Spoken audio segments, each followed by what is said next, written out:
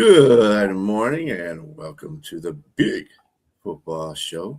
I am your host, BA. I have with me Keith Ingle, James Martin, and Jack Hirsch. It is the 14th of December. I hope everybody's doing good this morning. We're getting into college and pro football.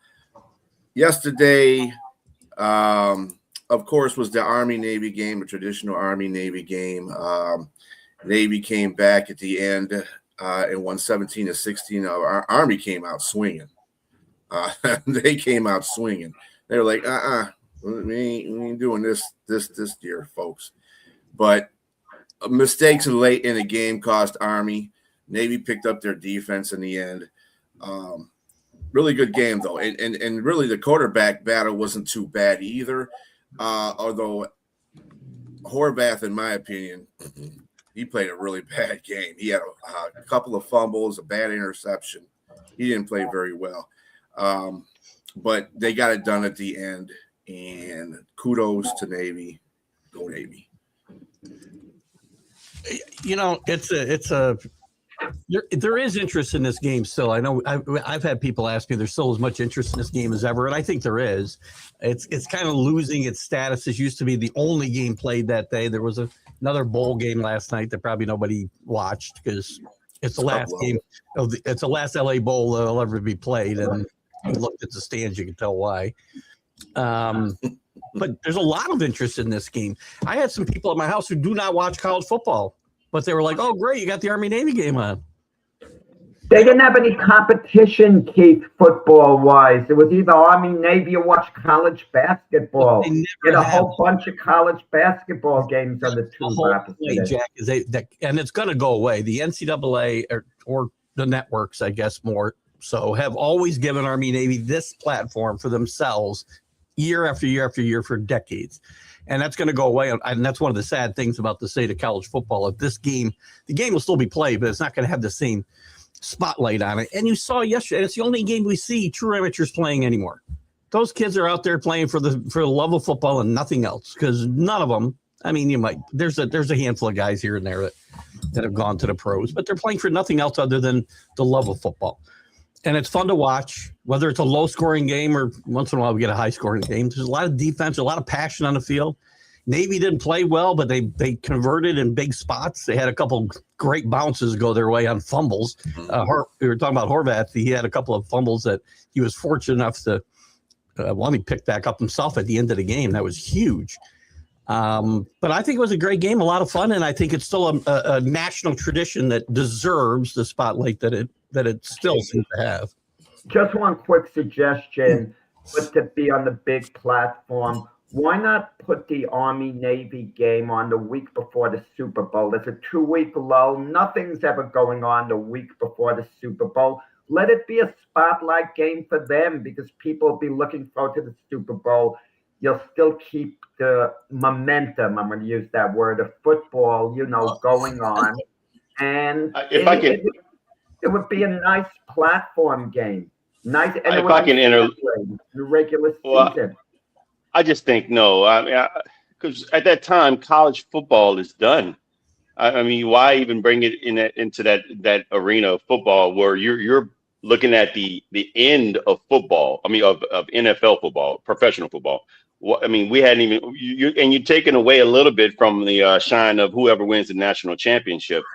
Entertainment, James. It's entertainment. That's all it's going to be looked at. Army, Navy, the military going at it. It's going to be more than football. I like it where it is. But take games up against it. They're going to, as the playoffs expand, and they will. There'll be playoff games. And if you move it that late, and I can agree with James, if you move it that late, I think it loses. The momentum is lost because college football is over. Well, I guess by the time you're saying that, Jack, college football would be over, and we're focused on the Super Bowl, and it's going to get lost in a lot of other stuff. Mm-hmm. But what I will say, I'm sorry, Keith, is that no matter what military institution wins, it's always a win for everybody in America, because these guys go on to serve their country, these men and women, and that's what's most important here.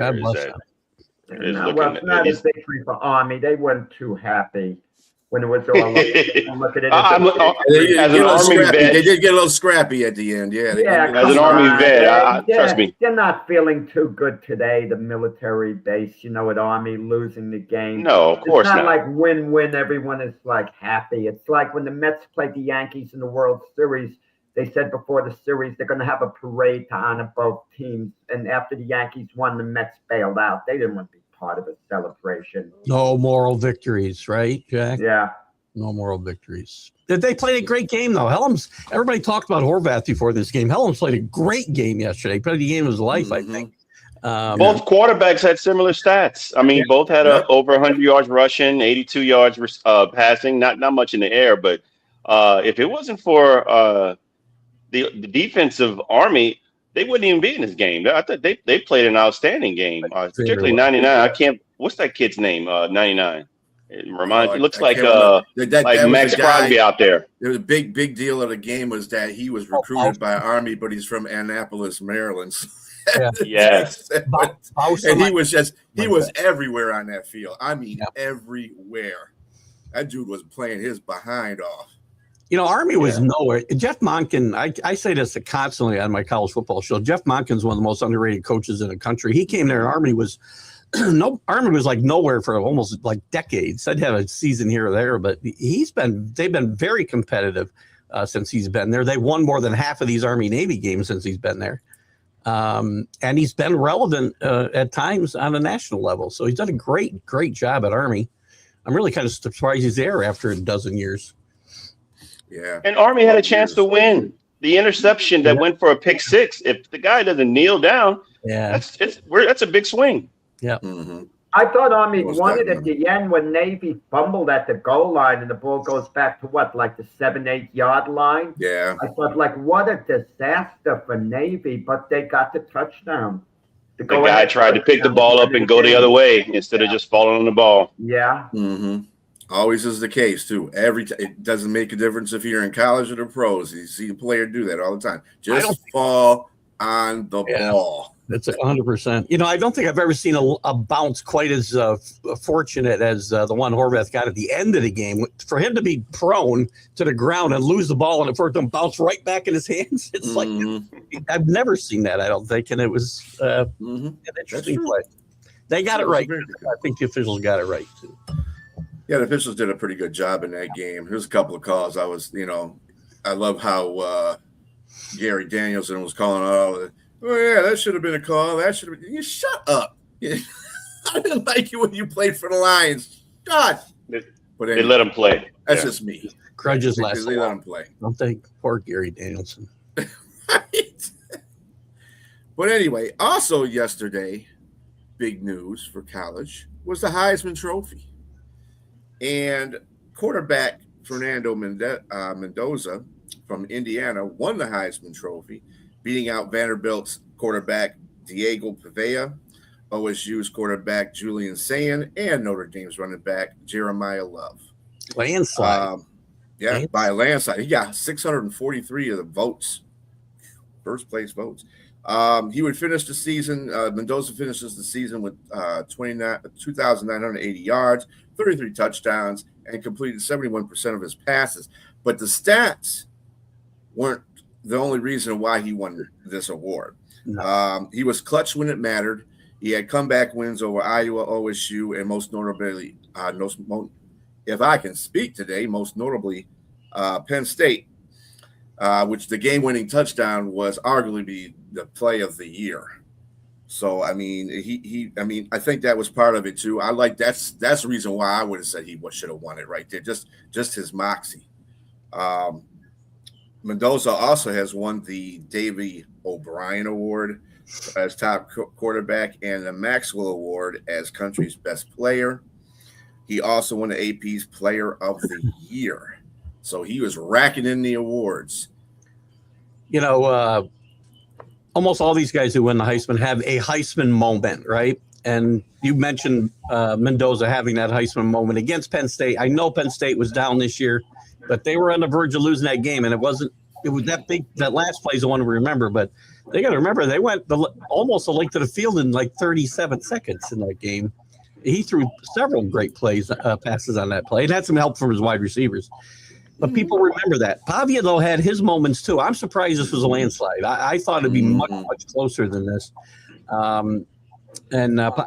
wonder if Pavia's blatant campaigning for the award might have hurt him a little bit. He's got a little bit of a attitude, if you will. I don't know how to describe it. I like it. I mean, he's not playing. He's done. I mean, this kid isn't an NFL quarterback. His career's pretty much over playing quarterback, and he left it all on the field. I'm very happy what he did. And Indiana never winning a Heisman before. Huge story there. That helps him with that good team. And I mean, for guys to finish 1 and 2 from Indiana and Vanderbilt, who would have thought, that would even be possible? You're saying Mendoza doesn't have a good NFL career ahead of him? Is that what you just said? That Pavia has no NFL. Oh, okay. I misunderstood. Now, the Raiders and Jets are probably going to be picking at the top of the draft as of now. I mean, is Mendoza a viable pick if one of them has the first overall selection? Because both need a quarterback. But should they resist the temptation of drafting him because he's not that good and draft someone else or trade down or whatever? James wanted to go this direction. I'll let him go first. Yeah, James. Yeah.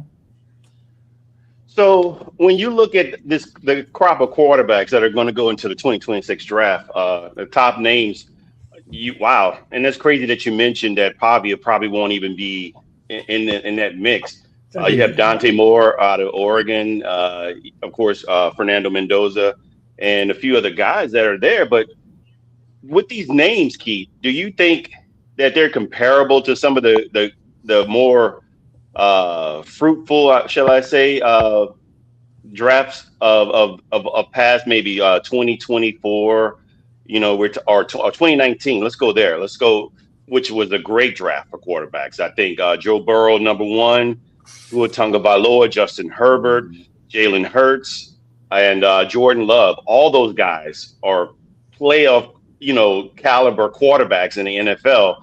And the top guy that won the Heisman in Mendoza, you just shot off the numbers, B, and it doesn't really stand out to you. Like you said, it almost looks pedestrian for somebody, to come out and win. And not to take away anything Mendoza has done. I mean, he played for a dominant team. He had some clutch moments.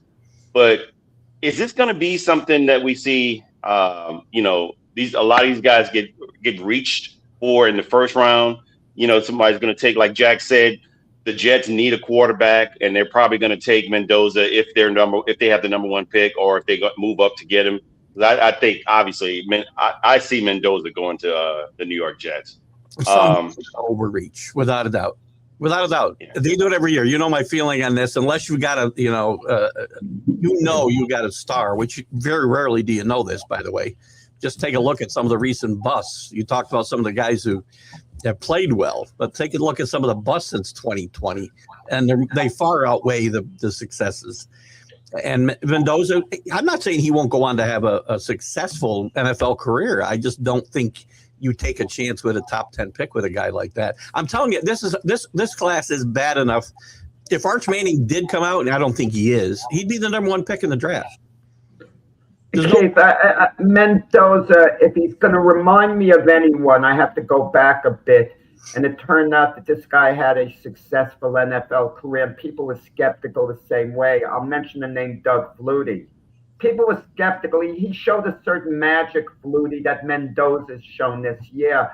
But a lot of people didn't think it would translate to the NFL. And he did struggle in the beginning of his NFL career, Flutie, but turned out to be, a quality starting quarterback. He had to go play in Canada for 6 years before he really got a shot. But ultimately, he proved himself to be an NFL success story. I would compare him more to Pavia than I would Mendoza, quite frankly. Mendoza more of a traditional quarterback, I think, than say Doug Flutie at that point in time. But Flutie did have a decent, career once he came back. Listen, I watched him up close when he early in his career when he came to the Patriots and created a controversy because he shouldn't have been playing. He wasn't any good at that point. He just wasn't good enough to play. but the fans wanted to see him play. That's why he played there. That's why he played in Chicago. Well, he went to the wrong team in the Chicago Bears in the Terrible. beginning. Jim Terrible. McMahon wasn't nice to him, and Mike Ditka's attitude feuding with McMahon. It wasn't a good situation. Well, he came And to let's was a mess too when he came there. So and he didn't let's play be in great situations in either place. Sorry, James. Go ahead. no, it's okay. Let's be fair to Flutie too. The game wasn't set up for somebody that's 5'9", 5'10". So when Drew Brees came, I mean, and people like to say he's 6 foot. Drew's like 5'11", if that. The game is definitely a lot different now. You can't hit the quarterback. I mean, the game is curtailed to people like Russell Wilson and Kyler Murray. Drew Brees opened the door, but the door was open for Drew Brees by how the rules changed for the quarterback as well. So, I mean, I think had Flutie, my point is, had Flutie played in this era, he probably would be dominant. I think, as a player, a lot of rollouts, a lot of read options. It's going to be a lot easier for somebody his height. Back to Mendoza real quick. I personally, and I don't think he's great either and shouldn't get drafted early, but I think as for pure potential on the next level, I think Dante Moore has got more potential than Mendoza, quite frankly. I mean, let me call off some of these names. Drew Aller, Clay Klubnik, Carson Beck, Lenore Sellers, John Mateer. These are guys, Garrett Nussmeier. These are guys that are going to come out this year. And Sellers is going back to South Carolina, he said yesterday. So. Oh, you did say he's going to go back? They've negotiated. This is where we are, right? He negotiated a redeal on his NIL. He's staying in college. This is where we're at. So, yes, he was probably encouraged to do so. I mean, considering he had a bad year. Because he did have a bad year, and we thought, we talk about Arch and the guys who failed this year at quarterback. And Arch Manning is the poster child, but everybody at the top failed. You mentioned most of them. Sellers, Alar, Klubnik, all of them were Heisman candidates at the top of the season, and they all, in one form or another, failed through injury or lack of performance or both. Carson Beck. But you have three teams, the Raiders, the Jets, and the Arizona Cardinals, who absolutely cannot run it back with what they have. They absolutely can't. And if they do, they'd be foolish. Then they should move on from their coaches if they don't do it anyway. You shouldn't draft quarterbacks, by the way, Jack. I just think teams there are better players that will help you for longer periods of time and are sure things at different positions than quarterbacks. I disagree. I disagree. I mean, look at all the elite quarterbacks you have and look where they were drafted. I mean, even it's rare, Jack. Number 10 to get them. Joe Burrow, Bengals. Imagine they went in another direction. No Super Bowls. You haven't mentioned a Super Bowl. But Joe Burrow was a sure shot. I mean, that's why I mentioned the 2019. Sure shot. He was a sure shot. Okay. Well, yeah. Well, if the guy's not a sure shot, I agree with Keith. You get the best player available. You don't go for need just because you need a quarterback. If you have clearly a better player in another position, we agree on that point. But I don't want to hear you can wait to get your franchise quarterback. Even you mentioned Jalen Hurts and Jordan Love. Both the Packers and the Eagles moved up in the draft because they showed a certain urgency, how important it was, that position. Were they top 10 picks? No. So one was taken. The Eagles didn't even have Carson Wentz at the time. And the Packers had Aaron Rodgers. I mean, they were thinking for the Super Bowl. By the way, you haven't mentioned a Super Bowl winner yet, just to be clear. No, nobody in 2019 has won a Super Bowl. Now, Jordan Love was taken in the top 20 picks, and he was the first round draft pick, which was a bit controversial. But also, Jalen Hurts was taken in the second round. And so, yeah, I mean, these guys, I don't think a second round. I get what Keith said. Don't take a top 10 pick if it's a reach. Get a later first round or a second round or third round draft pick. I would go with that. I'm not saying like Tom Brady. I'm not saying you can do that just because one guy's an aberration. I'm not saying that. Mm-hmm. But the majority of those names I just called off for 2026 are likely at best third round or worse. If you're picking something like 25th, and you notice the quarterback there and the value. He's not quite a top 10, but if you don't pick him, you know someone else is going to pick him before you get to the second round. You kind of have to strategize in a way. I won't argue with that. I mean, I'm talking about wasting really prime real estate. I'm going to name one player, quarterback. The Jets have a lot of draft capital. 2 number ones this year. I think they have 2 number 2s. They have 3 number 1s next year. I like Carson Beck a lot. So if I'm the Jet GM, I want Carson Beck. But I'm not going to pick him if I'm picking in the top 3. That's too much of a reach.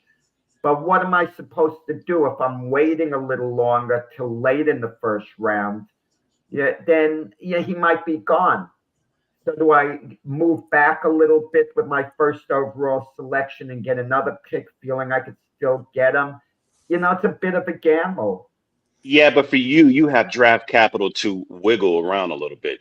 Let's just say you want to go from 3rd to 1 to get Mendoza, you can do that because you have the aces in your hand. Unless the Raiders won, I might get the feeling the Raiders are going to draft Mendoza, because they need a quarterback as much as the Jets. They're not running it back with Geno Smith. But Jack's got a great point too. If you have a guy, if the 10th guy is just a little bit worse in your mind than the best guy, and you can wait and pick the 10th guy late in the first round, or not the late first round, but second, whatever, then wait for the 10th guy. If there's only a marginal difference between these guys, and there's not a huge gap between the top 10 guys here.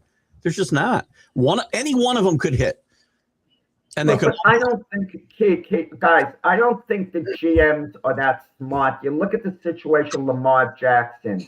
No, the year wait. The year that's the an Ravens understatement. drafted Lamar Jackson, look at all the other quarterbacks that went before him. Baker Mayfield, Sam Darnold, Josh Allen. Had those guys been available to the Ravens would have picked them. And Lamar Jackson is the second best quarterback in that group behind Josh Allen. But they would have taken Sam Darnold, the Ravens, ahead of him, and Baker Mayfield. The funny part, when he got drafted, Josh Rosen even, I guess, The NFL's changed a lot since Lamar Jackson was drafted as well. That's one of the reasons. If he was drafted today coming out of Louisville the way he played in college, he would have been a much higher draft pick. Because of the way the game's played in the NFL today. I think the only problem is in that regard, you had one of the most premium, notable voices that said some pretty controversial things about Lamar Jackson, and everybody ran with that, and that was Bill Polian saying that Lamar Jackson is not a NFL quarterback. He's a wide receiver. He should try to play those positions, and look. I've heard these things before. I've seen it. And yes, some guys, like, believe it or not, Penn State's Michael Robinson turned out to be a fullback, in the NFL for the Seattle Seahawks. But he was a phenomenal college quarterback for Penn State. And I almost forgot that he even played quarterback. Years later, I'm like, oh, yeah, that was him. That guy actually played pretty decent. He had them in contention for close to be trying to get a national title, or at least to a big game. I think they did get to a big game. But with that said, Lamar Jackson was just different. Lamar Jackson was totally different at Louisville. I watched most of his career, and I thought it was a bit egregious to put that on him. And I think that's what dropped his stock. And somebody believed in him. What went on with him and Bill Polian, James? Something, as I understood, went down a little for Bill Polian to make that remark. No, I don't believe so. I just think that's Bill Polian. First of all, I have a high admiration and respect for Bill Polian as a GM. It's clear that one thing about, like, me working in science, you believe in evidence. The evidence is there. You can't take none of that away from him. As far as, like, Peyton Manning, what he did in Indianapolis, and of course for the Bills as well. Just there. But my thing is, you can miss at times, and I think he missed on it, and he was solid even when they brought it back to his attention later on. Since Lamar has played, he still he doubled down. He doubled down it. Yeah, I can't resist that. When have you ever heard of anyone suggest a white college quarterback be made a wide receiver. Okay. Sometimes it's happened. It's happened. It's happened. I mean, John Elway was a great no, hold on. athlete. No, hold We have to on. I get mean, Elway to what's be made the? a wide receiver. No, not that guy. I get what you're saying at the level of talent, but I mean, guys who literally were great college quarterbacks, like we're talking about Tim Tebow or Frost for Nebraska. Those, I mean, you end up being a safety. Those guys shouldn't be quarterbacks in the NFL. It's because a running back is like a little bowling ball. Yes, exactly. But no, I get what you're saying at the level of talent. Yeah. No, that to me, that was disheartening on what he was saying, because it kind of brings you back to saying you wanted Warren Moon to play wide receiver or whatever it was they wanted him to play instead of playing quarterback. I just want to point out the first black quarterback in the NFL, Keith will remember, Marlon the Magician Briscoe. Now, he wasn't a great quarterback, but he was decent. He was with a bad Denver Bronco teams, but they turned him into a wide receiver. And his legacy should be as the first black quarterback in the NFL. And he should be remembered as such, but he played maybe one season as quarterback. He did get a consolation prize. He went to the Miami Dolphins as a backup wide receiver and was there for the unbeaten season in the Super Bowl year after. So he did get a couple of championships, and he was on a historical team. But if you're Marlon, Briscoe, you got to feel cheated in a sense. There was a lot of talented black quarterbacks that came out then that never got a chance. Drew Pearson was a college quarterback at Tulsa. I didn't know that. And went undrafted and had to become a wide receiver to get in the league. So a lot of guys. Eddie Solomon, I can think of 100 guys, not 100. Keith, had Joe Gilliam not had those off-the-field problems, he was competing with Terry Bradshaw and Terry Hanratty. He won the job. Quarterbacks with the Steelers. As it turned out, the Steelers made the right choice with Bradshaw. They won 4 Super Bowls. But he had a gun fun arm. He won the job. He went 4-1-1 at the start of the season when he beat out Bradshaw, and then the trouble started with him off the field. And then he went on to the USFL, and his career just disintegrated. Yeah. With Lamar Jackson, part of the bias, I think, was, and there was still a problem, not a bias in a racial sense, but bias against certain types of quarterbacks. They weren't taking any snaps under center in college at that point, and they still were in the NFL a lot more than they do today. I mean, almost there's teams that don't take any. There was a bias against Josh Allen the same way, not quite as bad as Lamar Jackson, obviously. But he never took a snap under center in college, and that was held against him along with some other things. But there's a lot of guys, because of the way college was being played versus the pros, and they're both played the same way today, right? Everybody's running the same offenses almost at the elite programs in the NFL. So I think today, if that draft were to happen again, Lamar Jackson would have gone much higher, and Bill Polian probably would have had the same opinion, but. And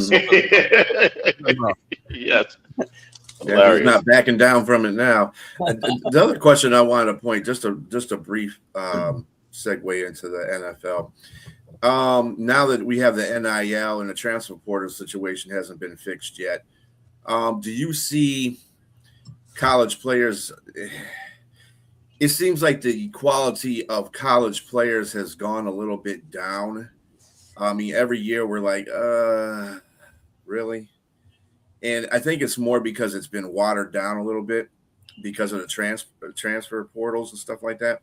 And not necessarily NIL. I want the players to get paid. That's all be it. But I think the level of the college players that are coming out are not – you don't have because everybody wants to go somewhere to prove themselves, and they want to be number one where they're at.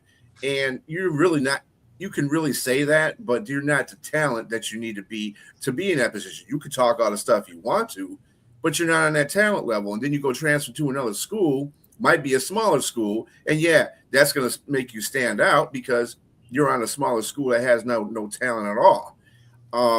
And I think that's just stretching all the talent across I know that's what they want to do, but we don't have any people that are like, stand out to you like in a beginning of the 2000s, 90s and 80s and so forth and so on that says, oh yeah, that dude's definitely going to be a great NFL player?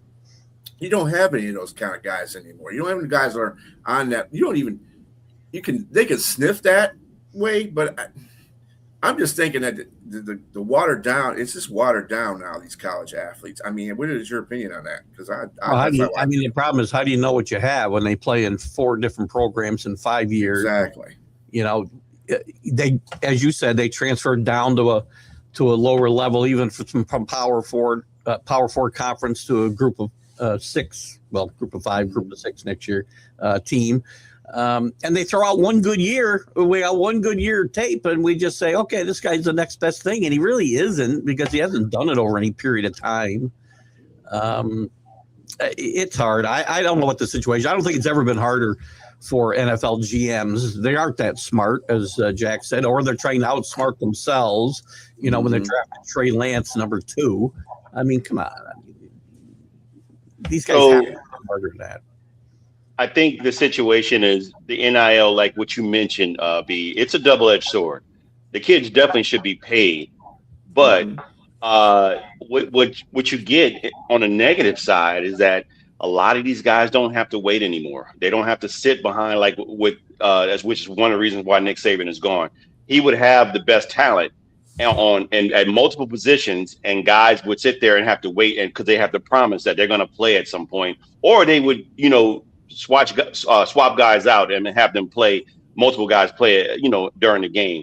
Now guys don't have to do that anymore, because they're mercenaries. They can go to wherever they want to play and go play at any other school. I don't have to sit here and I'm going to get my attention somewhere else if I'm not going to play here. That's just what it is. These guys have instant gratification now. So you're going to go in a transfer portal quickly. And it benefits some schools, because people like Lane Kiffin, who dubbed himself as the transfer portal king, picks guys off the back. Trinidad Chambliss or some of these other kids that come and play for him, and he utilizes it. But it's tough to maintain and keep players anymore. I think it hurts James, too, because kids like, I can't remember, Daniels was his last name. I can't, maybe TJ Daniels. He started out at USC. He played for 5 schools in 5 years. Rather than sitting in a system, getting better and improving and getting reps for the second team and whatever else, he just kept jumping from job to job. And he went from USC at the start to Rice at the end. So, LSU was one of those. CJ Daniels, he went from Liberty, LSU, to USC, and now Rice. Wow, that's crazy. What happened to his college credits? Does the other university accept the credits from one to the other? I'm tired of that. I think there should be a rule in the transfer portal, and I wonder what the stats are now. I don't think any player should be allowed to transfer to a school who has anyone on that coaching staff who he's had an association with in the past, who he's played under. Okay, and I'm talking about high school, college, whatever. And that's the way to solve it in part, because Lane Kiffin couldn't go back and get his old players and raid, Ole Miss, for example. You put that rule in place, a lot of guys are going to stay where they are, because a lot of guys who leave on the transfer portal have had an association with either the head coach or an assistant coach. That's a good point.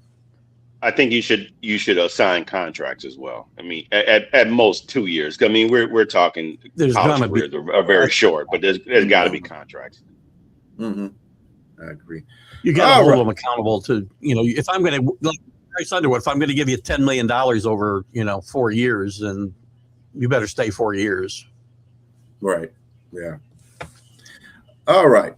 Now we shall get into the National Football League. Thursday, there was a game played. Tampa Bay and Atlanta. Atlanta comes out on top on a field goal late. I don't even know what's going on with your Tampa Bay Buccaneers, Jack.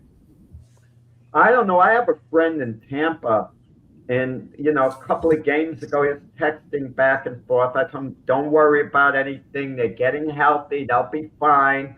I mean, they're getting worse. What the heck is going on? I mean, I'm clueless.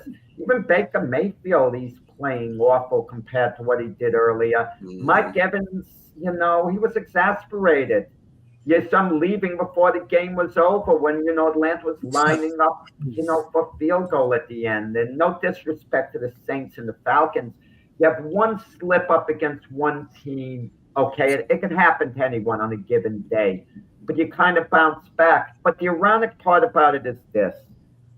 Regardless of what happens with the Buccaneers, they have when they're going to be playing the Miami Dolphins. Regardless of what happens in that game, and regardless of what happens in another game they have 2 games left with the Panthers.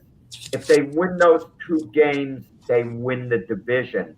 But they put themselves in the spot where they got to beat the Panthers twice, and they're going to play the Panthers next week in Carolina. So we're going to have to see whether they wake up or not. But if you're the Buccaneers, the scenario I guess you're looking for is let the division title be on the line the last game of the year. They'll be in Tampa, and by that point, they'll have it all together, win that game, win the division, and then be ready to make a move in the playoffs. It looks terrible now. You can't talk with any confidence, but we've seen this with other teams who are playing really bad. They look out of it, and then they turn it around. I suspect that'll be the case with the Buccaneers. But right now, the Buccaneers are awful these last couple of games. I can't believe it's going to continue. I can't believe what happened the last 2 games. As they get healthier, they get worse. I don't understand. I don't get it. Yeah. Yeah, I don't. Well, they play Carolina twice, so it's really going to be win or That's what lose. it's going to come down to. Yeah, basically. Yeah. Because getting to the schedule this week, we do quite a few good games on the slate.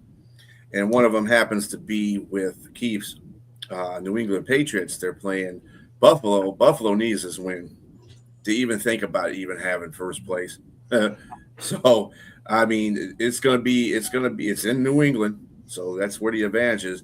They got Buffalo at a point and a half. I don't know. Buffalo is just like really the Jekyll Hyde team. I just don't know what team we're going to get. They put themselves in position to lose last week, and then Josh Allen saves their butts again. I mean, there's no way Josh Allen isn't the MVP in the NFL. Sorry. I mean, he's kept them alive. They'd be done if it wasn't for Josh Allen this year. He's played some tremendous football. They could go there and win this week. I mean, the Patriots have been better on the road this year than at home. They've improved recently. Their losses were early. Obviously, they haven't lost in like 3 months. So I just thought I'd throw that in there. Well, they have to think of the buying New England more than winning the division because they're neck and neck with Denver, and they have a good opportunity today to, get a little bit of a stranglehold because the Broncos are playing the Packers, a very tough game. I think it's important too. And they go hand in hand, right? You're not going to get the bye without winning the division, so they go hand in hand. But getting the home field advantage, and Jack and I have talked about this a lot on our show, that I feel, especially when we're talking about Denver, because I've seen through the years the Patriots go through Denver in the playoffs, and it's a horror show almost every time. It's a tough place to go play. And I think the home field advantage is going to be very important here. And the Patriots have always had a huge home field advantage in the playoffs when you're talking about January, now February football. I think it's huge. And they win today. And I mean, you don't want to assume anything, but the Ravens are the toughest game left after this. And quite frankly, they should beat them. I think they have them at home. And then it's the Jets and the Dolphins. So the team could win out if they win today. But yeah, those are tough games. And the only reason I say those games are tough because all those teams' backs are against the wall. Miami's backs against the wall. Miami be tougher. Ravens backs against the wall. They got to win out to try to win. I mean, so you're going to get the best fight out of them. But 11-2 Patriots, they should clinch. They win this game. They clinch the AFC East, and they clinch a playoff berth. I just think that Buffalo's back's against the wall too, and I think they like you said, the guy with the quarterback, he's got a cape under his jacket, and he's probably going to get his second MVP nod. this That's year, it. and I think they're gonna upset the Patriots. That's just my opinion. Yeah, but Buffalo's going to be in the playoffs even if they lose. They're going to be in the Yes. wild card. So I think they kind of know that. Yeah. I don't think they're stressing it. They want to win this game, but if they don't, I think they know they're in the postseason anyway. You know, team that scares me. The Ravens would scare me to play in the playoffs as much as anybody because and Lamar Jackson we saw last week, even though they lost, played more of a Lamar Jackson type game. He ran the ball a lot more. He moved around a lot more, and the Patriots have struggled against that type of quarterback for as long as I can remember. So I don't want to see a healthy Lamar Jackson in the playoffs. I'll tell you that right now. So let's take care of them now in the regular season. Well, I was talking about that a moment ago. Which teams have been mediocre but are going to get it together and all of a sudden be a force in the playoffs? It could be the Ravens. It could be the Buccaneers. It could be a couple of other teams. It could be the Bengals if they run the table all of a sudden, if they somehow sneak in the playoffs. And it's not preposterous to think the Bengals could still get in the playoffs because the Steelers could lose out the rest of the way. And the Ravens could play mediocre and the Bengals could win their last one at 8-9, actually steal the division. It's not impossible. Yeah, and to Danny's point, I will still claim that as a good victory. Sorry, you go on the road and win it against a team that was 6-2 or 7-2, whatever they were at the time. Mm-hmm. I mean, you can't predict the future. I mean, if they're going to be they were a good football team at that point in time.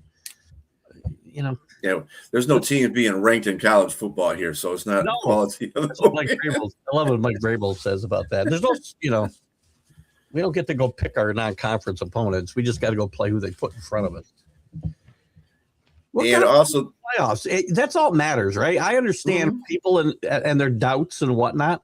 This team has played really good football, and I'm as hard on my teams. I don't sit here and wear rose-colored glasses. If people pay attention to what I have to say, I can be very hard on my teams. This team has played really good football. They've been a little loose with the football at times. Drake May still has a brain fart every once in a while and tries to make something out of nothing, but they played really good football, and most of these teams that they were eyeball to eyeball with last year, they're beaten by 2 touchdowns, 3 touchdowns. They're playing and winning the way good teams win. Sorry. Coaching. Let's make our picks. Let's make our picks. We only got Keith for 17 more minutes here. Yeah. So who you got, Keith? Bills. No, Patriots. I'll take the Patriots at the 1.5. Give me the points at home. Are you kidding me? Yeah, I mean, I like the Bills in a fairly high-scoring game. James Cook has to have a big game running the ball, take a little of the pressure off Josh Allen. And this Patriots streak has to come to an end at some point. And Keith points out the rest of their schedule. I don't think any of us think the Patriots are going to continue to run the table for the rest of the regular season. I mean, that's a little too much a chore. I think the Bills win today. But the Patriots are still in good shape to win the division, even with a loss. This is where it comes up, right? Are they better off losing a game here somewhere before the playoffs, right? Sometimes that helps to take a little of the edge off, and then you reset. That'd be scary. I like the Bills here only because I think the Bills probably wanted a little more in this regard, meaning that they're 9-4, they're competing for placement and seedings and everything like that. But they're still bad against the run. But the only problem is New England's not that great against with the run as well. They're okay. I mean, in regards to ranking, we got the 28th best rush defense versus the 21st best rush offense. So I just think that I got to go with what Keith said regarding the quarterback for the Buffalo. He's just on an MVP level right now, and I'm not taking anything away from the second-year quarterback in New England. That kid is on it. Drake May is on point. So, but I think it'll be a high-scoring game. But I got the Bills in a close one. Yeah, I also have the Bills. Don't know. I mean, he closed the game out there, Keith. Josh Allen, that is, against Cincinnati, but with some there help. was really 2 costly mistakes in that game. One by Burrow trying to throw over a guy. 2 by Burrow. That didn't work out for him. and then that deflected pass that turned into an interception. So I mean, you got to have some bounces that go your way, and it just Josh Allen just took the reins from that point on and got it done. But I do think they're also going to win today. They need it more. I think that New England is sitting pretty right now, and I think that they amazed me so far. I thought they were going to finish second in this division, but they showing me I'm a liar. I would have been happy with 9 wins, and we lost 2 of the games I thought those 9 wins would have been included in. So. Yeah, so they're doing way above what they're supposed to be doing, or they're supposed to be doing. But that's great for them. I think they're going to win the division anyway too. So, but I just think Buffalo needs this more. Of course, the hyped game that everybody's talking about that's been a cause of the conversation this week. Old Man Rivers is going to be starting for the Indianapolis Colts against the Seattle Seahawks. I don't know about this one, folks. What's your opinion on this, Keith? I'm speechless. How desperate are teams for quarterbacks that we grab a 44-year-old quarterback who hasn't played in 5 years? 5 years. This is unprecedented. I cannot see any. Maybe he can throw the football, but how's he going to get out of people's way against a team that has maybe the best pass rush in the NFL or one of them? I think this could end ugly for Rivers today, and I hope I'm wrong, I guess, for his sake. But I've never been the biggest Phillips Rivers fan to begin with. And he's going to be a sitting duck out there. And I don't see how this ends well for the Colts. This is a desperation move of all desperation moves. So good luck. And I'll take Seattle by a lot. Well, he's there, Philip Rivers, because he's had an association with Coach Steichen there. So he'll know how to run the offense. It's the physicality. How could he be in any type of football shape? No. I mean, for his sake, first, and the league's sake, second, I hope he doesn't get hurt. It would be a very ugly scenario if he suffered a serious injury. And now we're going to hear, should he have even been out there at all? I mean, supposedly his arm is still good. He can still fling it. Maybe he can do something. I mean, let me ask you this, guys. Are the Colts with Philip Rivers any worse off than the Jets are with Brady Cook quarterbacking today? No. Who knows? I mean, Philip Rivers, I don't think he's going to be a disaster out there. He'll compete some short passes. He might even, if a guy gets open down the field. I think a big concern of the Colts, what's happened to Jonathan Taylor? He's went from Superman to just merely good the last few games. And game planning. And is Sauce Gardner playing today? He didn't play last week. I think that's a sinking ship in Indianapolis because if playoffs started today, they'd be barely on the outside looking in, and things are more likely to get worse than they are to get better. I see Seattle winning easy, something like 28-7. Sounds fair. So the thing that happened to Jonathan Taylor is the same thing that would happen to Derrick Henry, in Baltimore. Lamar Jackson, as he goes, Derrick Henry goes. You have read option, both great players. One can run the ball, and read option allows Derrick Henry to have more of a options, to more lanes for him to go run through, because the threat of the run with the quarterback is there. The same thing happened with Daniel Jones. Daniel Jones he was an underrated runner. He can actually run the ball. And so read option would allow most people to see that Jonathan Taylor, you don't have to put 8 in the box, because not only can he the quarterback run the ball, he can also throw it too.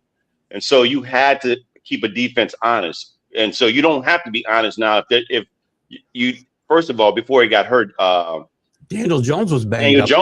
Daniel Jones was banged up. And so, okay, he's not going to run the ball. So we know that's why you started seeing John Taylor slow up, because they put more 8 and 9 in the box.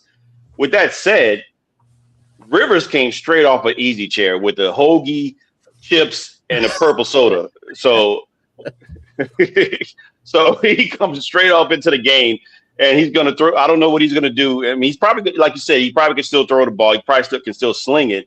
or maybe Riley Leonard's going to play and he's going to take one of the offensive line positions and go out there and block because he looks like one. He could be an offensive lineman right now.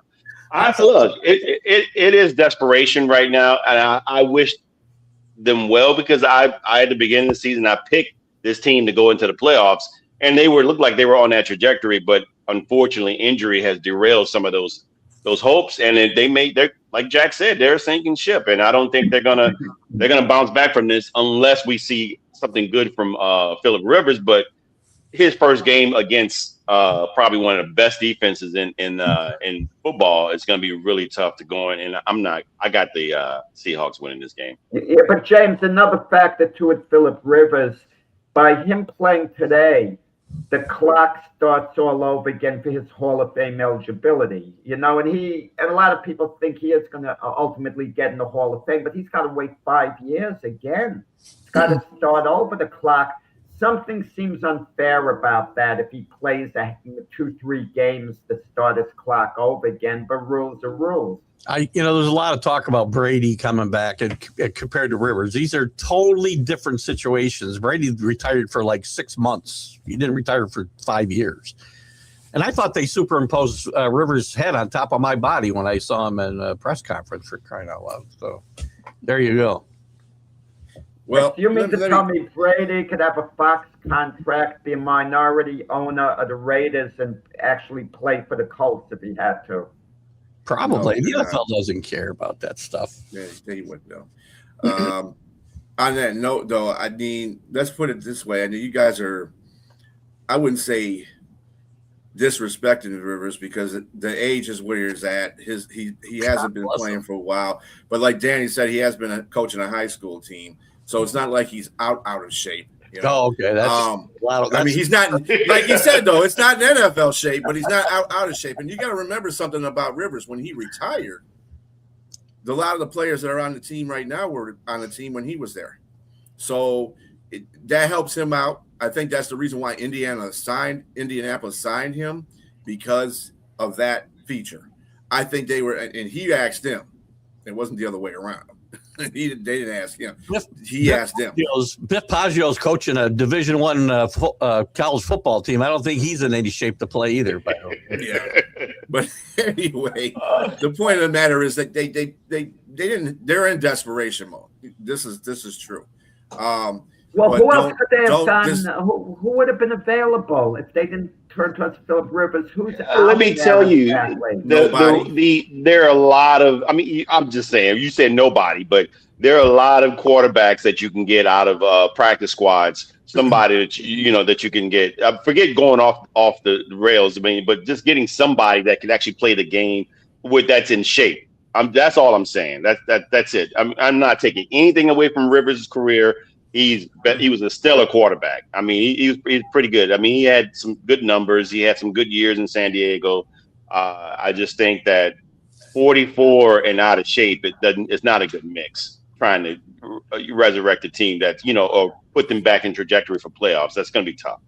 That's really tough. Yeah, I was just trying to give him a small, little bit of something going on. And I'm taking all the 13.5 points that Seattle's going to give anyway right there, because Seattle's just playing at the top of their game right now. I think they're really going to win this division. I think the Rams are going to fall flat near the end of the season. Not fall flat, but they're not going to. They got to play the Rams again pretty soon. They got to play the Lions today. And I think the Rams got another San Francisco. I think they got to play. This is San Francisco. I can't remember who the Rams have to play in the next couple games. But anyway, so it's going to be a tougher road for the Rams than it is going to be for Seattle. Seattle's too much defense, too much. And they're playing in Seattle too. Oh yeah, hecky no. Indianapolis is not winning that game. All right. Next game that's a pretty big game also at 4:25 is the Green Bay Packers going to the Denver Broncos. Two pretty good defenses here going against each other, and the offenses are like ticky-tack. Who you got, Keith? I rarely root for the Packers, but I will today because of the Broncos and the Patriots neck and neck in that conference race, as Jack talked about. Two quarterbacks that are kind of up and down. You don't know what you're going to get from week to week with these two guys. I think two good defenses. I don't expect a lot of fireworks in this game. I think it'll be played get one in the trenches, to use a well-known cliche. But I like the Packers to go in there and give them a fight and maybe win a close game. That might be more my heart than my head, but I'll take the Packers. Yeah, I go along with Keith. It's ironic the game's in Denver, and Denver's won, like 10 games in a row or so, and Denver's underdogs. I mean, that's kind of strange, especially because they're at home. Yeah, close game, but yeah, I think defenses are going to, show up a little more to the offenses. Maybe Packers win 23-17, might even go into overtime. Quarterback with the least mistakes will win today. Yeah, right? Yeah. So I agree with both of you in regards to, and Brian, when you mentioned that both defenses are pretty evenly matched and are very good defenses, and the quarterbacks play, I think I give slight edge to Jordan Love in regards to quarterback play. But no one's talking about what the issue that might tip the game over into a favor of one of the teams is the elevation. Maybe it's, being in Mile High Stadium, it might be a big tough for Green Bay going there to play, but I still think I'm going to go with Green Bay in a tight one here. They're all playing for all the marbles here, and I think everybody wants to, try to get the best seating they can at this juncture. But I'm going to go with Green Bay as well. Well, we're definitely going to find out what these teams are made of this day, because as I've been stating before, and I'm not just being a hateful person because Green Bay is in my division, but Green Bay hasn't really shown me anything that is telling me that they're going to be a Super Bowl contender. Because they're going to be in the playoffs. I don't know about Super Bowl contender. There's just laps they go through. And Denver's the same way. You can't, something that we always talk about, Bo always talks about actually, is the fact that the fourth quarter comes in, they decide to play some offensive football. They've been doing better at that lately. They've been playing full games lately, but it's I don't know what offense is going to show up. And it's whatever offensive line can protect the quarterback the most is probably going to be the one that wins this game. I'm going Denver because it's in Denver. If it was in Lambeau, I'd probably go Green Bay. But yeah, I'll go Denver in this one. One last one for the road, Keith? Sure. All right. So the next game that we have that seems to be up there on the list, the LA Chargers are going to the Kansas City Chiefs. LA is at second place in that division. The Chiefs are fighting for their lives. Who do you got, Keith? The Chargers are playing good football. They were a little bit inconsistent earlier in the year. They're playing really good football, I think, right now. I just have a hard time picking against this Chiefs team until the last breath is out of them. They're at home. It's a tough place to go play. They still have a significant home field advantage. I know they're not the Chiefs or even close to what the Chiefs have been the last, half a decade, but I think there's one last gasp in this team, and I'm going to take the Chiefs at home today to upset the Chargers and give themselves a little bit of life. There you go, Danny. I did it for you. Who you got, Jack? Now, we keep hearing that the Chiefs have to run the table. Then they lose a game, and then we hear the next week they have to run the table to get in the playoffs. Now they really have to run the table, and it might not get them in the playoffs.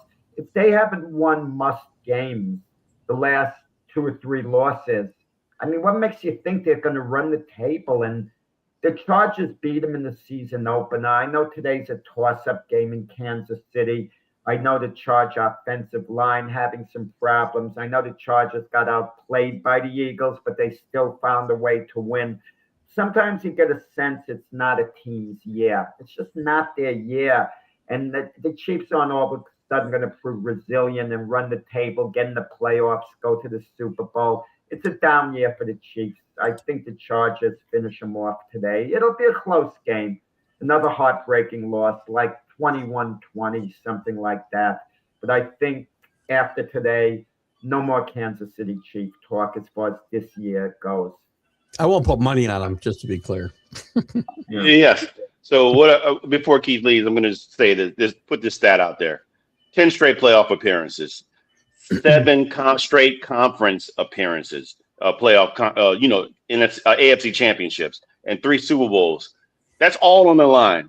That's all on the line right here. They're at home. They lost a really bad one, the last game. I really think, and they got 12% chance of playoff. Their hopes are on this game, and then the next game, and the next game. They're going to win this game. They're going to win at home. I just think that they're not going to go out like that. And the Chargers' offensive line is like horrible. So they have a great opportunity to win at Arrowhead Stadium. So I think they're going to win this game. Yeah, I'm in agreement with that too. I think the Chiefs are going to win. They're getting to 4.5, which you think is a lot over to LA, but yeah, Chiefs' backs are really, really against the wall now, so they got to win everything. So, all right, Keith. Enjoy the It's games, been a pleasure, guys. sir. Have a great You Sunday. too. Enjoy your Sunday, man. See you tomorrow, Jack. Bye-bye. All right. So the next game we're going to be talking about, we're going to get into some other than, great games coming up here. One of Clock Slate has us at the Washington Commanders playing the New York Giants on the road there, 2.5 point favorites for the Giants. I think this might be, I think the Giants will have to win this game. What you got, Jack? Man, I mean, the Giants have been a big disappointment this year. Not that much was expected, but we kept hearing about their touted defense, and Brian Burns is doing his part. He's having a great, great year. And Jackson Dart gives him some hope at quarterback in the future. I think losing Malik Neighbors hurt the Giants a lot more than people let on to. A lot more. And Washington, they were considered Super Bowl contenders, getting Deebo Samuel early in the year, making some other moves. And they've been absolutely atrocious. And I can't say I feel it's going to get much better next year. One of those games, that's got to be a win. I think the Giants win, competitive game, something like 23-19. I don't think much of both teams at this point. What you got, James? Talk about your blockbuster games on Sunday toward the end of the There season. you go. Oh, my goodness. Man, just give me a coin and I'll flip it and I'll pick a team. And it's really not good. I agree with everything Jack said. It's just particularly the Malik Neighbors take that really hurt them.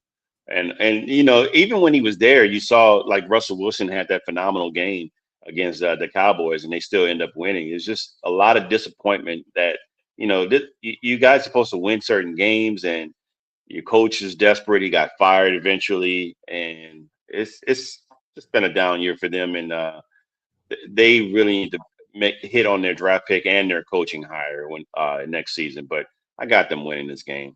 It can go either way, but I'm going to pick the Giants. Yeah, I'm going to go along with the Giants too, just because it's in the Meadowlands. I mean, yeah, it's a coin flip basically. You kick a rock, see which side is facing sunny side up. That's the way who's going to win. Yeah, I mean, there's even internal bickering, like with Coach Kafka, the interim coach. He fired Brian Cox, one of the assistants, because they were arguing over seating on the plane. That the coach's seating on the airplane was changed, so that turns into an argument there. What are the players playing for on both teams? Them and Washington. Can you imagine the players on the Commanders? They've lost about 10 straight. They go one game from the Super Bowl last year to this. How do you motivate yourself, for these games? You're really playing for nothing except pride in that afternoon. Especially the older players like Wagner. I mean, who's top-notch linebacker for years, and this is how you go out. Yeah, I don't know. And Jaden Daniels, obviously, him getting hurt too. That's understated as well. in regards to like Malik Neighbors. Both those guys have had, they had really good stellar rookie seasons, and to get hurt, it really hurts their opportunities in their second season. Yeah, I think Scatterboot was also a loss for them too, because they were starting to establish a pretty good run there in mid-season there. So I'm still going with the Giants. I think the Giants take care of business because it's in in New Jersey. So yeah, I go with them. The next game is another game that's kind of the Raiders are going to the Eagles. And the Raiders are basically, and the Eagles are kind of like on this path. I don't know where it's going to end up at, but they better get their stuff together, because if they want to even make a push to think they're going to go back to another Super Bowl, it better start today. Because if it doesn't, I don't know where they're going to go from this point. They're self-destructing, I think. Jack, who you got? I'll tell you, the Raiders have been awful this year. I mean, they have a few talented players, very talented players, but they've been awful, and they're not playing for anything at all in reality. But I'm a little apprehensive in picking the Eagles. I am picking the Eagles. I don't think they're an absolute lock because of what happened a couple of years ago. Is this a free fall or not? It's a concern. They have a history of falling apart 2 years ago, and that was between two Super Bowls. Basically, it happened with the same players, and they outplayed the Chargers in their last game, but they found a way to lose. Are they going to be motivated for the Raiders? And the game is in Philadelphia. It could get ugly. Maybe the Raiders show up on one given game. They're playing the Super Bowl champs, and they play a good game. And I wouldn't be flabbergasted if the Raiders actually won this game, believe it or not. But with that said, you think on talent and alone and pedigree and Jalen Hurts being in the news, that just the idea there was talk replacing Jalen Hurts at quarterback, that's ludicrous. I'm glad Nick Sirianni shut it down as being ridiculous. But just the idea that the Philly fans have this level of discontent right now. But I'll pick the Eagles to win 27-16. But this game is kind of like a wild card type game, not for the standings. Something feels uncomfortable in analyzing this game. So with all the talent that the Eagles have, I have to agree with you, Jack, in regards to the inconsistencies. One year you're locked and loaded, going full throttle, and you get to the Super Bowl, you're just like one score away from winning the Super Bowl in 2023, and then 2024 you have this bad season. In 2022, then 2023 you have the free fall. You get to the playoffs, you get knocked out by the Vikings. Then you bounce back in 24 and you win a Super Bowl. And now it looks like we're back to the same thing. So it's just a high level of inconsistency there. And you're wondering, is it coaching? Is it Sirianni and his crew? The lack of offensive play, with Kellen Moore gone. I don't know what the situation is. I just know that they're not in a good situation because the team is still talented. All the talent hasn't left. It's still there for the taking, but you're allowing it to just fall right into the toilet and flushing away your potential. And I just think that maybe some changes have to be made at the end of the season, or the question is there. I'm not going to say anybody needs to lose their job because not the coach. No, I hope you're not talking about Nick Sirianni with changes. Please don't go there. The guy's been so darn successful. Oh, come on, get out of here. Not Nick Sirianni. But somebody's got to take the blame, Jack. Somebody's got to take the blame for this. It'll be the offensive coordinator. That's definitely going to happen. He's gone.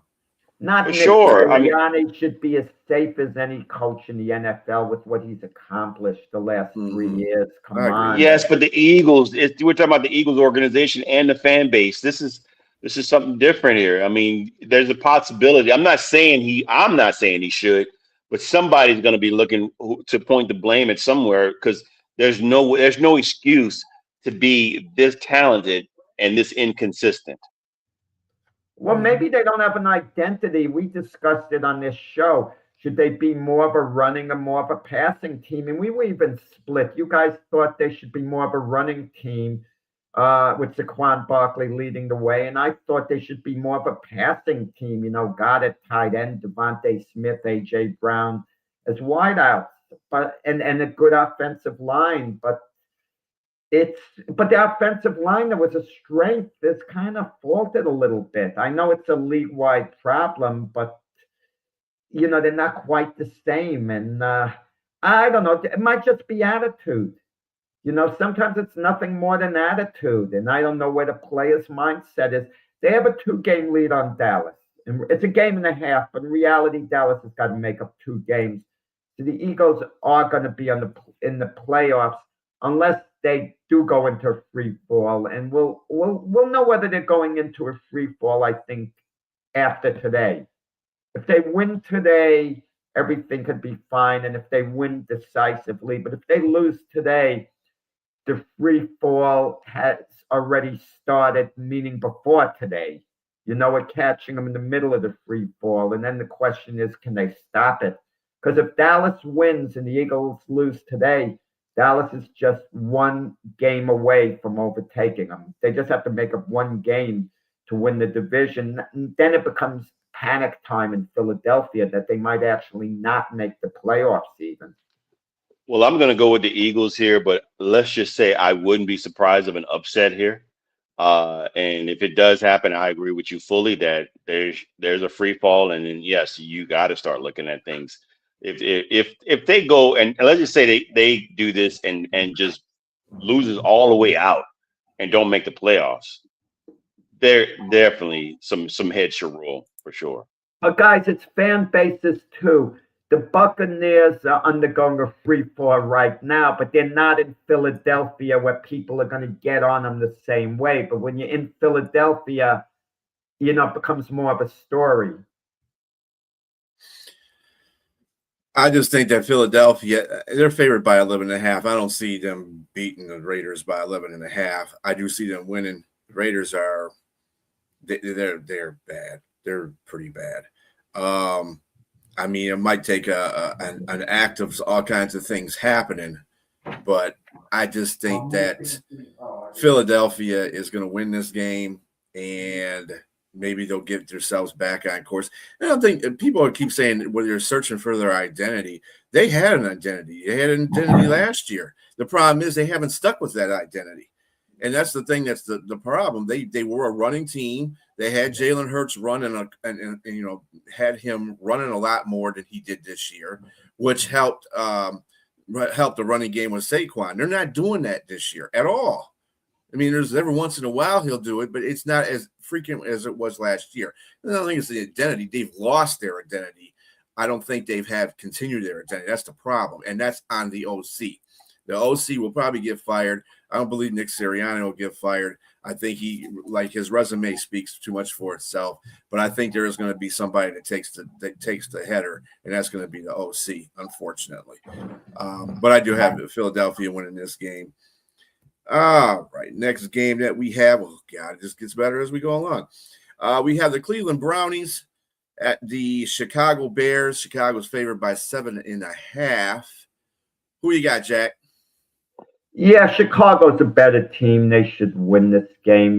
Coming off that loss to the Packers, about the only thing that could, undo the Bears is if they have a real letdown, because we've discussed it. You can't get up for every team every week. We hear the pep talks, well, it's the NFL. You have to be up for everyone. I mean, the Bears are hosting the Cleveland Browns. They're not psyched for a game like this.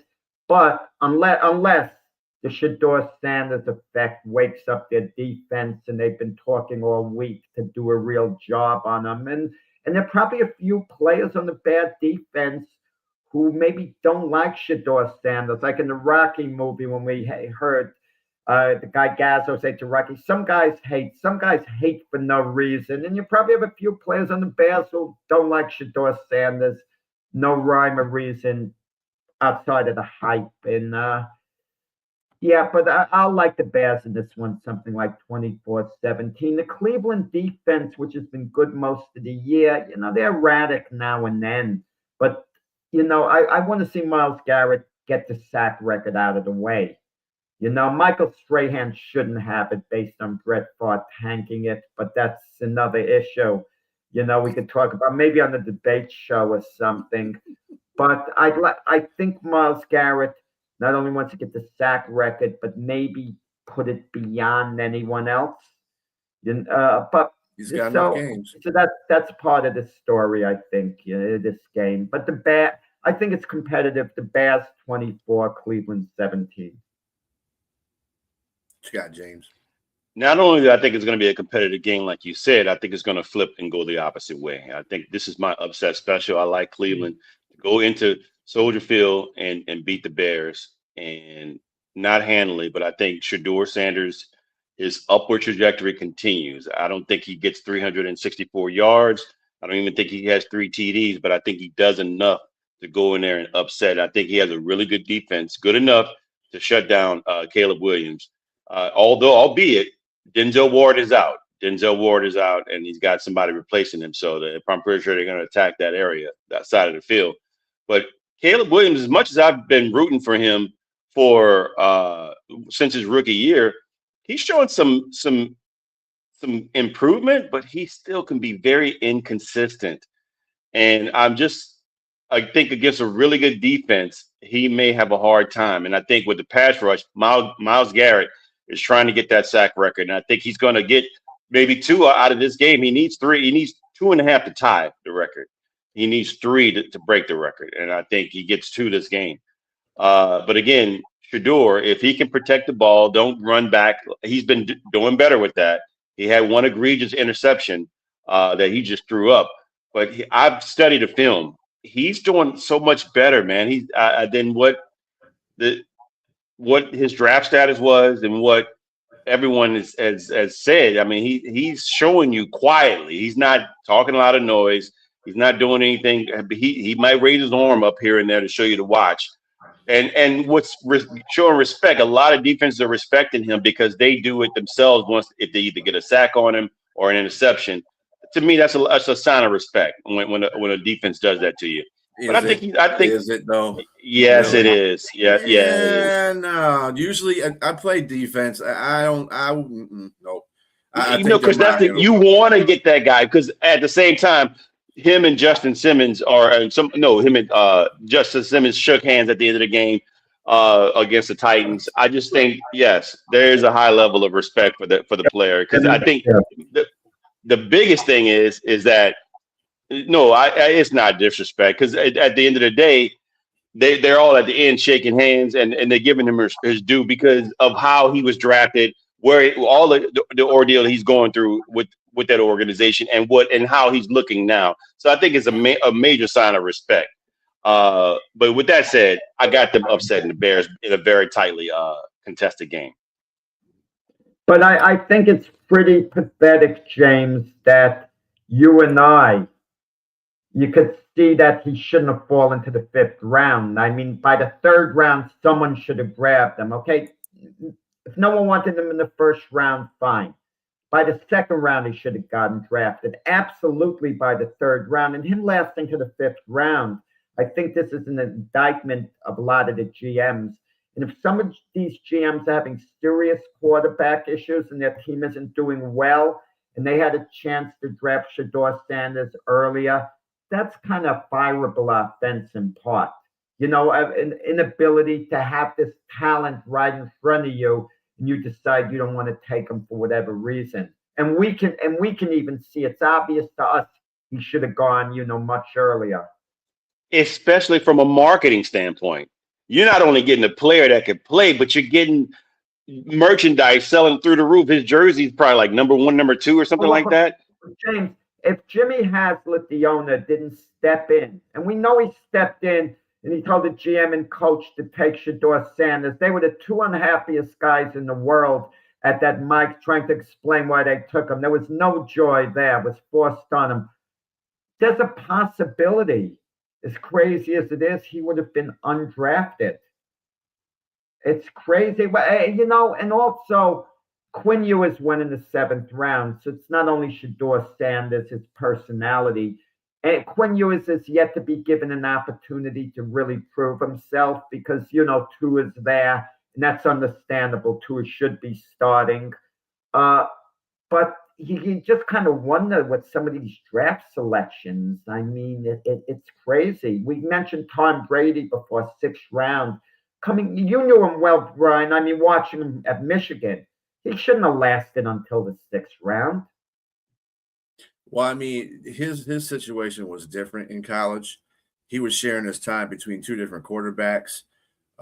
It's like Drew when Henson, Drew Henson yeah. was the guy. Drew Henson was the guy. He was the one that was supposed to go. In fact, I think he did go high up in the draft too. As a matter of fact, higher than Brady. I'll put you that way. He didn't go number one. I think he went like 3rd round, I believe. Third round, yeah, I think it was the 3rd round. But I mean, and that's just a whole different situation. And wherever Shedeur got drafted, it is what it is. We're past that point now. I think everybody on this panel agreed that he was going to be starting near the end of the year anyway. So he's right where he needs to be at.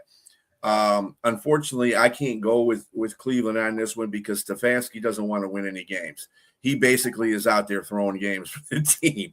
You're putting 2-point conversion out there. Wait. No, get out of here. Brian, he's not tanking games deliberately to lose and get out of here. You know, Dude. Do you think So why did he put Shedeur Sanders in a 2-point play conversion? The best players you got on the field. How come he didn't put them in there? Shedeur Sanders is still a rookie who's only had a few games. I'm not believing any of that, Jack. I'm sorry. The guy is already putting himself out there to get fired. He said, I'm calling the plays. I did this. This is my fault. So wait. The only thing I could think of that would back up what you said, if Kevin Stefanski, I don't know what his contract says, whether he has 2 years left and he could collect his money and never wants to coach again and can live comfortably, or just throw caution to the wind and the heck with it. You know, he ran a play. He got a little fancy. We see coaches doing that. Why did Pete Carroll throw the ball in the Super Bowl with Russell Wilson? They outsmart themselves at times. They're playing the Titans, and they lost. I mean, this is the fact of this. This is the reason why. Well, this is one of the reasons why I'm picking the Bears to win this game.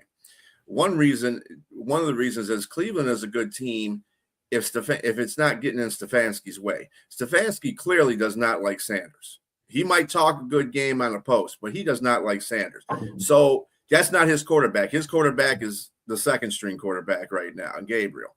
So, I mean, at that fact, he's not really trying to hide this whole situation well. He's not hiding his disdain for Cleveland right now too well either. I don't think he wants to coach for Cleveland anymore. But you know, Shedeur could have outlandish stats. He can have like a 500-yard passing day, 4 touchdowns, and no interceptions, and run for 1, and still lose because Stefanski will put him in that position. Somewhere, one little point might make a difference. Stefanski announced, and I don't know, I'd like to get James' take on this, that Sanders is going to be his quarterback the rest of the year. So if Sanders was terrible today, let's say through 4 interceptions, Stefanski doesn't give himself the opportunity to go back to Dylan Gabriel next week and say, listen, we want to take a look at Dylan. Shedeur's had a chance. He's committed the rest of the way. Maybe that's coming down from the owner. Maybe it's coming from the owner. And maybe Stefanski does want to come back. So he's listening to the owner. Maybe Jimmy Haslam is telling him, you're my coach next year, but I'd like you to do this and that. And he's swallowing his pride, Stefanski, figuring, okay, he's the owner. I'll go along with them. I'll do this. Even though I'm not enthusiastic, I'll make the best of the situation. So maybe your read on it is wrong. Maybe it's not. Maybe my read on it is wrong. Well, one thing I'm going to say. Go ahead. Well, go ahead, James. Sorry about that. One thing I'm going to say about Stefanski is that what people want to get rid of him. People want to say he should be fired. And this guy was 2-time coach of the year in the NFL with Cleveland, and he went to Penn, so he's not stupid. He's a very bright, offensive-minded type of coach. And I think sometimes that can get in your way because sometimes your ego can say that you can do things that, you know, you're trying to outwin. You're playing chess. You're trying to you're trying to beat the opposition. And I think in this situation, with regarding the 2-point conversion, I at first I was like, that doesn't make any sense. Why would you take this guy out? He's winning the game. He's on a roll in the fourth quarter. You got to keep put the ball, win, lose, or draw in his hands to allow him to play. But I can see when I saw the all 22, you see the play, and you can see how it would work. And they tried to explain themselves how it should work. The running back, you put the ball in the rookie running back's hands, and he forgets to give the ball off. But I think Stefanski obviously may have gotten down, like what Jack said from Haslam, that he wants Shedeur Sanders to play the rest of the way. And let's just say from a business standpoint, it makes sense. They have nothing to play for. They're 3-10. There's no playoff hopes. You want to see what you got in the room, and you want to see what Shedeur can do the rest of the way. You allow Dillon Gabriel to play a majority of the first few games. Now it's time to see what Shedeur can do, and to see if you need to draft a quarterback next year, or if one of these guys are going to compete for the job next year to be the starting quarterback. And with Deshaun Watson still in the mix as well. I just want to close the book on that 2-point conversion attempt. Why did they go for 2 points? They're playing at home against the Titans. Kick the extra point, let it go into overtime. You have a little better team than them, and take your chances in overtime. If you're playing a much better team than you go for the win right there. You don't want to risk anything in overtime. No one asks that. I mean, but whatever. It's past. Yeah, because it wasn't the first 2-point conversion they went for. That was the first one. They went twice. They shouldn't have went for the first one. Won the game. Yeah, you're right. Good point. Yeah. Yeah, and again, like I said, I just think that even with Shedeur Sanders having a pretty good game, which I think he'll have against Chicago's defense, because I'm not really confident in Chicago's defense either. Even with that being said, let's not forget Chicago's Bears offense has gotten a lot better since the start of the season. I mean, a lot better. It's to the point right now where Ben trusts them to run certain plays that he ran at Detroit, because I see a lot of those plays being run right now, that the same plays were being run in Detroit. Not at the clip that Detroit was being successful at. They do have some failure points, but that's just on the personnel and starting to learn that kind of stuff and implement it to the system.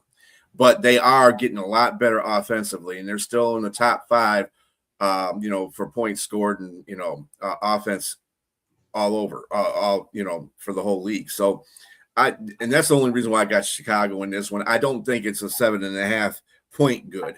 I think they're going to win this game. It's going to be close. And I do think I do agree with you, James. I think Garrett's going to get his 2 sacks today. He's going to get 2 sacks today.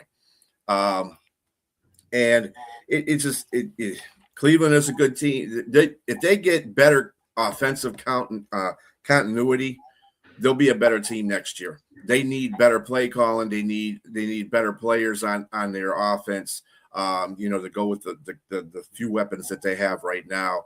They'll be fine next year. This year, though, I'm just not seeing it. So I do have Chicago. Next game on the slate is the Baltimore Ravens going to Cincinnati. Baltimore is favored by 2.5, surprisingly enough. Who you got there, Jack? I'll tell you, it hurts because I picked the Ravens to win the Super Bowl, but I think they're losing this game. I mean, Lamar Jackson isn't well. He's hurt. And unless Lamar Jackson is all of a sudden himself and they can flip the switch, they lost to the Steelers, should have won that game. I mean, something's off with Baltimore.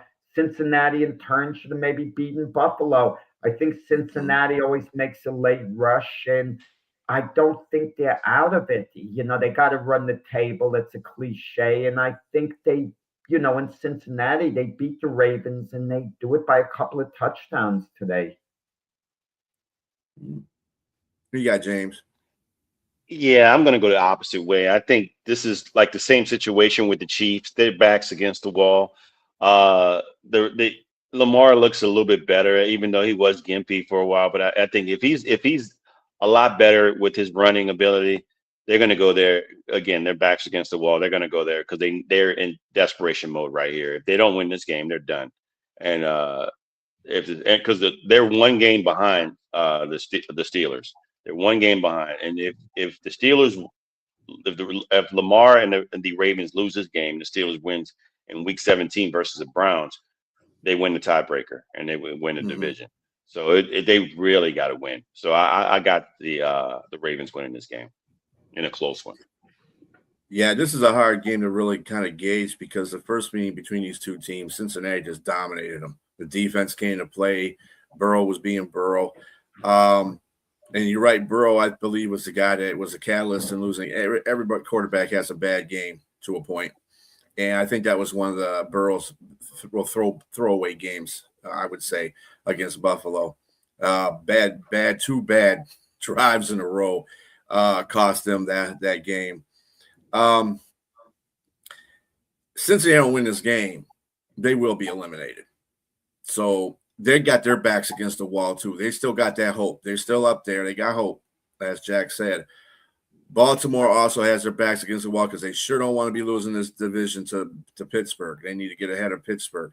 So it's going to be a nice little game. The question of this game is Lamar Jackson. Is his ankle good enough for him to win this game? Because that's the catalyst here. That dude's got to make some plays. He does have to make plays on his own for this team to win. And if his ankle is fine, I can see them winning this game and getting back at Cincinnati for that blowout loss that they had.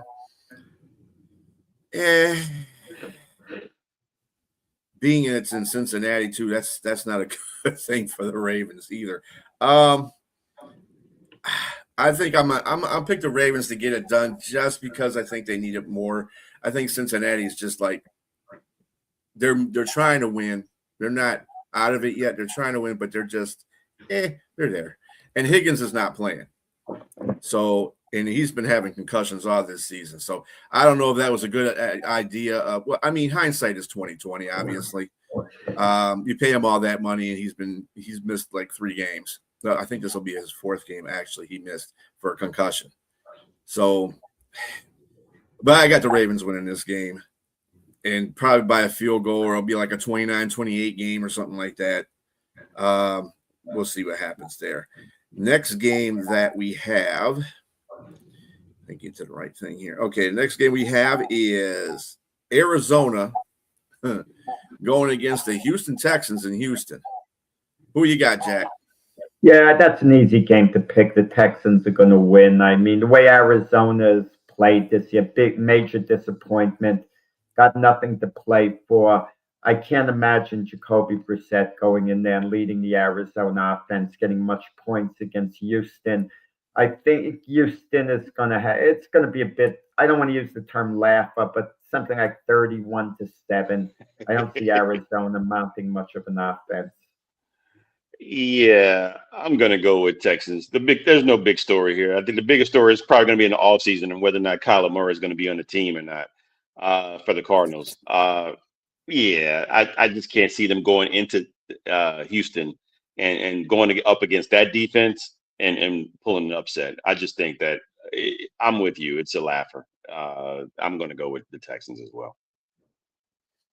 And this is a funny game because, the season is 17 games long.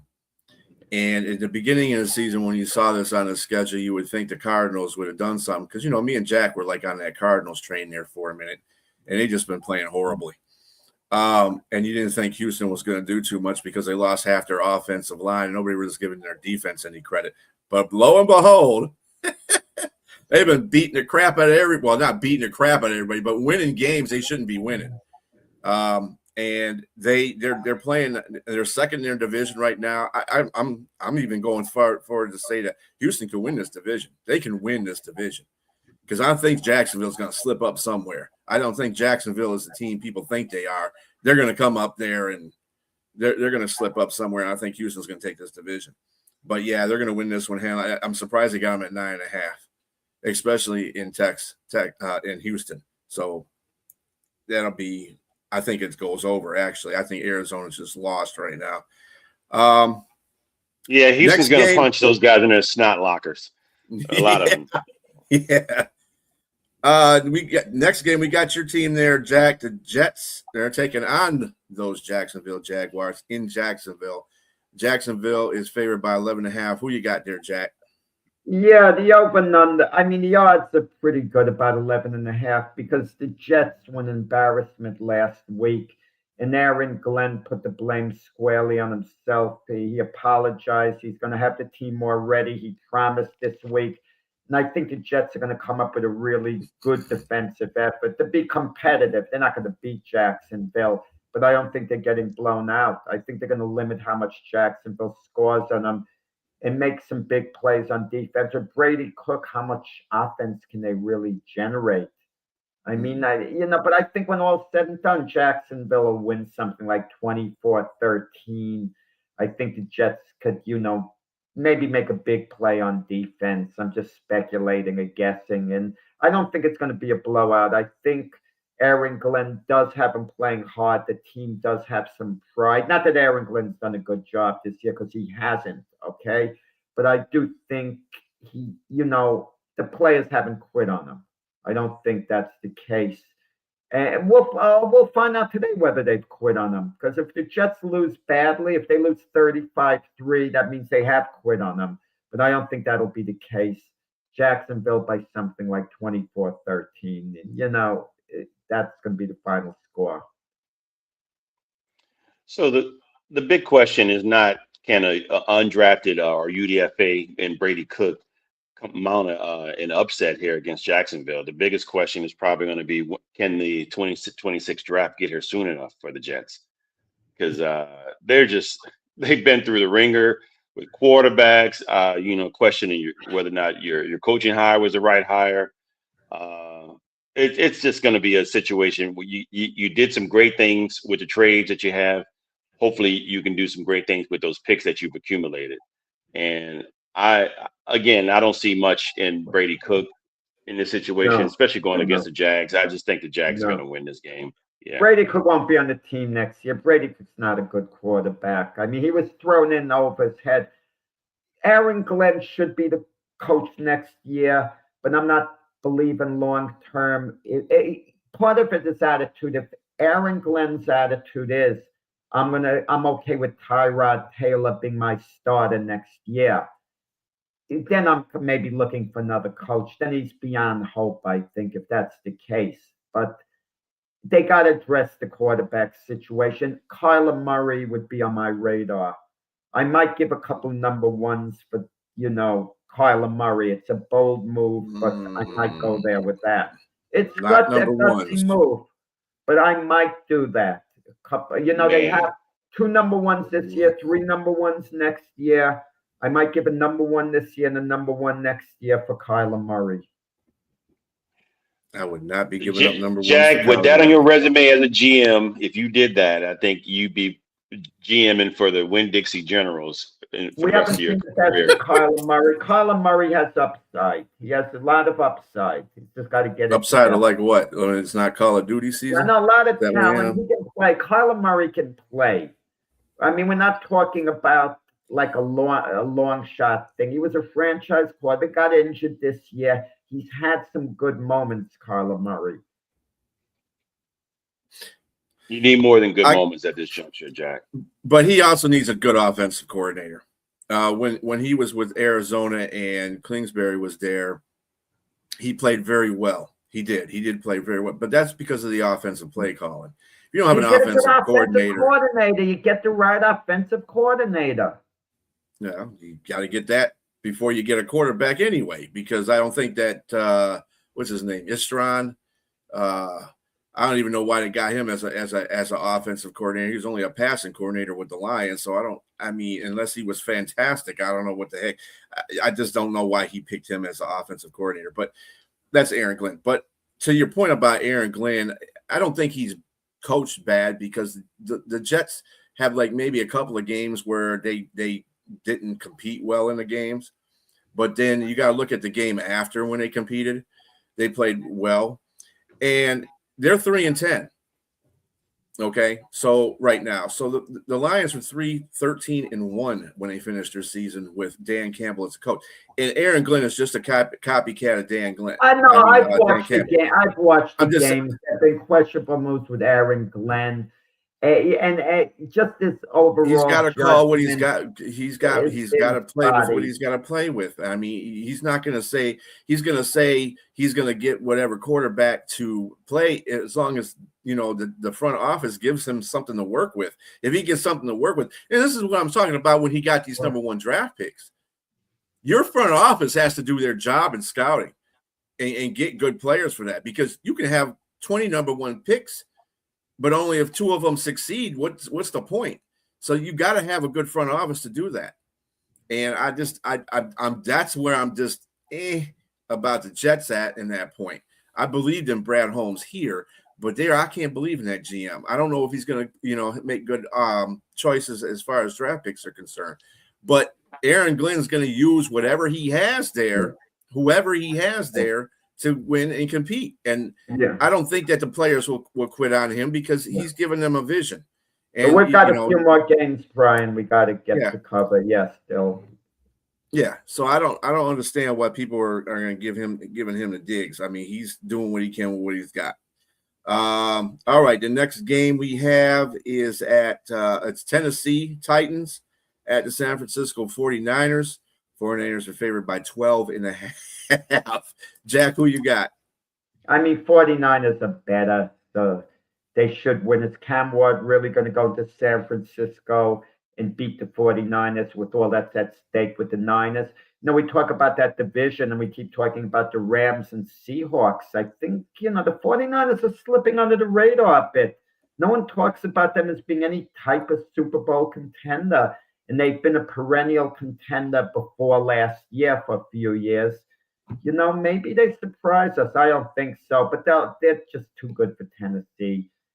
Something like 30-12, 49ers. I'll pick them in this one.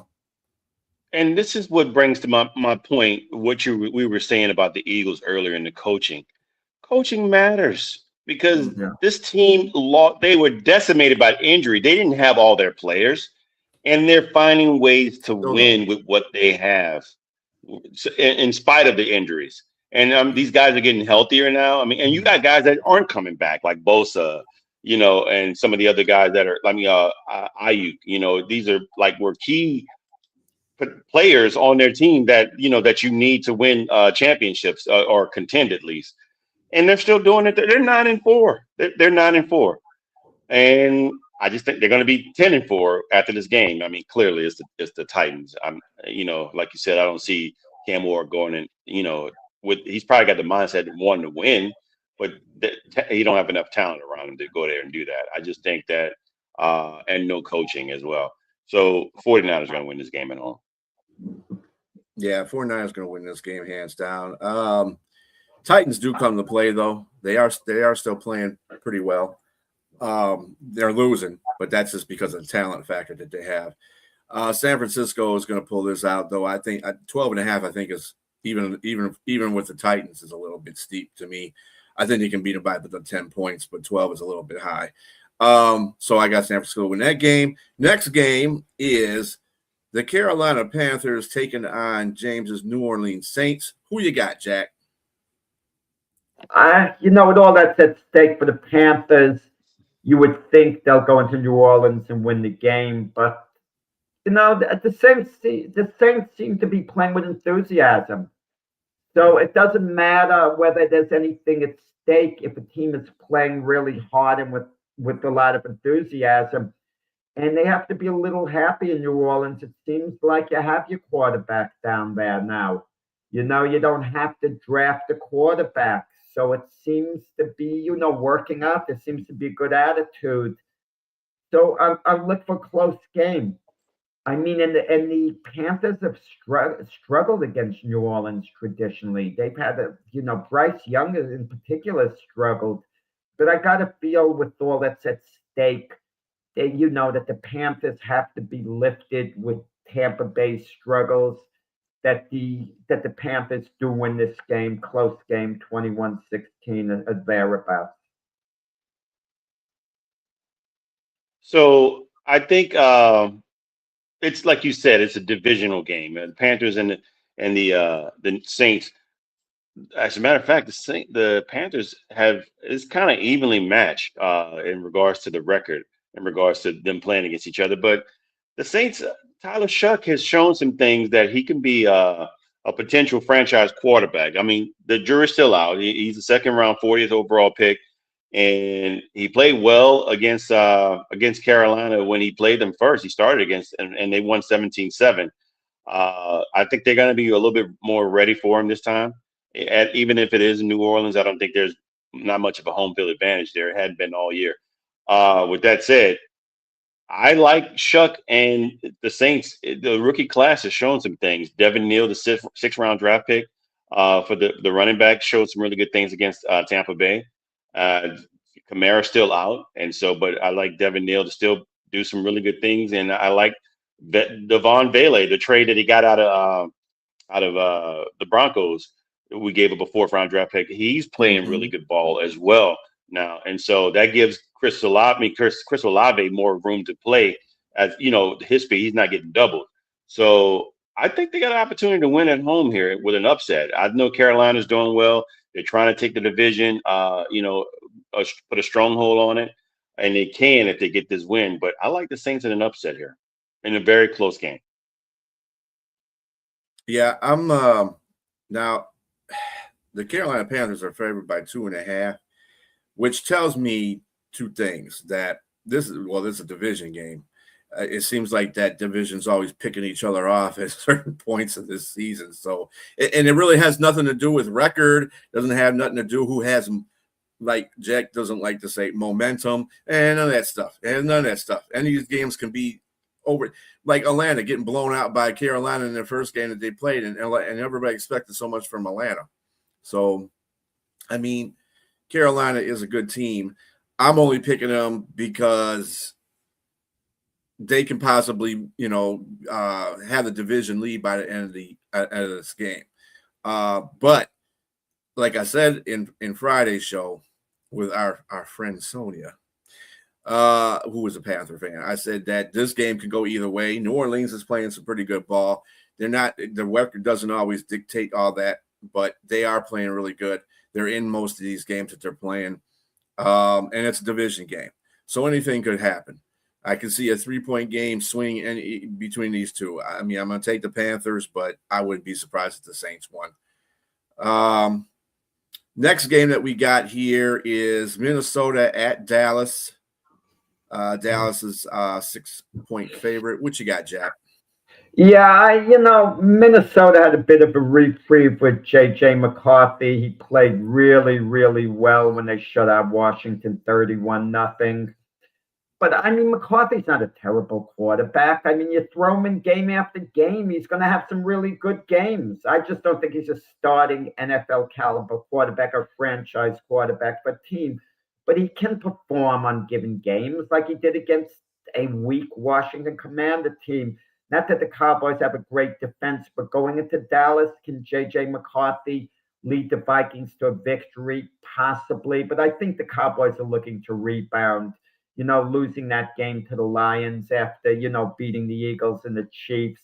It's at Dallas. It's on a Sunday night, which is the biggest showcase game right up Jerry Jones's alley, the whole Cowboy organization's alley.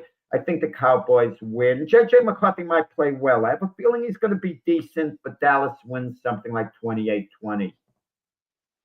Yeah, I'm going to go with Dallas as well. I think even though there might be a bit of controversy, some issues between Diggs, the cornerback, and then the brass. I don't know what's going on there, but Diggs hadn't been playing anyway, so it's not like they needed him. But offensively, Dallas is still clicking on all cylinders, and I just think that they're going to have a little more juice at home. So I think they win a close game, maybe like 24-21. Yeah, I mean, Minnesota's defense, they're okay. They still don't have a back end. It's basically like playing the Lions all over again. But I think the difference between the defenses between the Lions and Minnesota is that Detroit defensive line took to the offensive line of Dallas, and they took it to him. I don't think Guyton's back this week. So whoever's on that edge starting, they need to protect it better, because that's where 3 sacks came in from Muhammad from the Lions. So it's got to be, they got to shore up that, because Dak didn't have hardly any time back there. He was getting rushed on a lot of passes. The running game didn't do very well. So if they shore that up, I mean, regardless, I think Dallas is going to win. I mean, they beat Minnesota. They beat the Commanders. I mean, come on. But you got to remember, the week before that, they got shut out too. So, I mean, Minnesota's just and Dallas is playing pretty good. Their offense is still pretty potent. I'm taking Dallas in that game. Okay. And I forgot about this game. The Lions at the Rams. Lions need this game to win, to keep going, to get in it, because they're out on the outside looking in. The Rams are trying to win this game so they can keep themselves ahead of Seattle. Who you got, Jack? I mean, they both need the game. We're hearing that each week with teams, and I use the term as well. Granted, they need the game. They need the game. They need the game. I mean, everyone needs their games, just about, who have playoff possibilities. Rams, no one's thinking of the Rams falling out of the playoff picture. We talk about whether they'll win their division, but the Lions are barely hanging in there for playoff berth right now. But of course, things can open up if the Packers lose to Denver and the Bears lose to Cleveland and the Lions win. All of a sudden, the Lions are thinking, we can win this division. We can leapfrog over both of these teams, but is it likely to happen at this point? No. It comes down to who you think's a better team, the Rams or the Lions. And I know the Lions individually, if you point to their pieces, you can make an argument that they're a little more talented all around.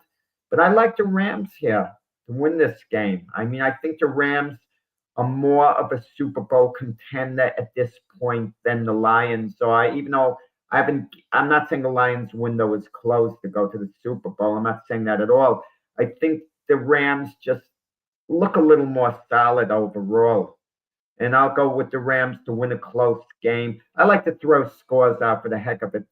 Say 29-24 Rams. Stafford leads the Rams on a late touchdown drive to win the game. I think both these teams are obviously vying for playoff spots. But I mean, one's vying to get into the playoffs, and the other is looking to get top position. And so with that said, they can't let up. I think the Rams, unfortunately for the Lions, are going to win this game because, one, they probably overlooked Carolina last week and didn't realize that, that how decent Carolina really is of that much of a good team. Mm-hmm. And they're not going to overlook the Lions. I think that they're going to understand the Lions' backs are against the wall and the Lions need this win.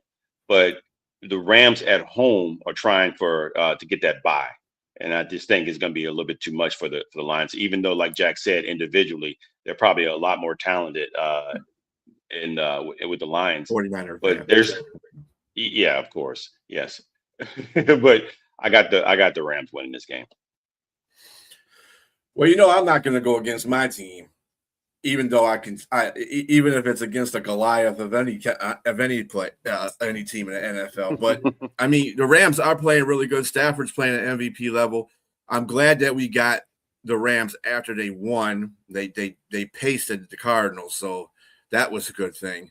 Because if we got them like after that Carolina game, I'd be a lot more afraid of this game because they would be mad, pissed coming off that game after a loss. But right now, the Lions don't have two of their safeties for the rest of it. Well, Kirby's not playing, and and I think they're putting Kirby on IR. Brian Branch is out for the rest of the season. That's bad. You got two your starting safeties, who basically are the captains of your defense in the backfield. They're gone right now, and you're putting Darren Maddox and some other dude out there.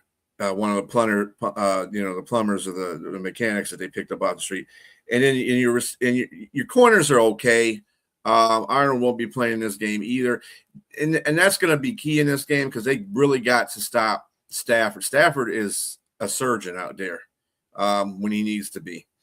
And they got to get pressure on him. That's any quarterback on any given Sunday. But they really do got to get pressure on him. Aiden Hutchinson needs to step up a little bit more and tell us why he's got, show us why he's got that contract extension that he got. And Muhammad needs to step in there and stop taking weeks off at a time and coming in and getting 3 sacks. Don't get sacks for 4 games and come in and get 3 sacks again. He needs to show up.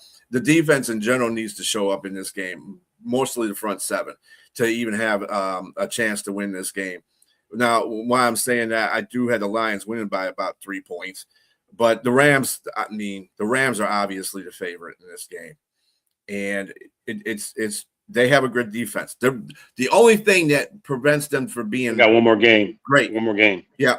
One more game prevents them from Frank, save your home game with the Lions earlier when there's time to talk. I know that's I missed it, Jack. Unfortunately, I'm a human being too.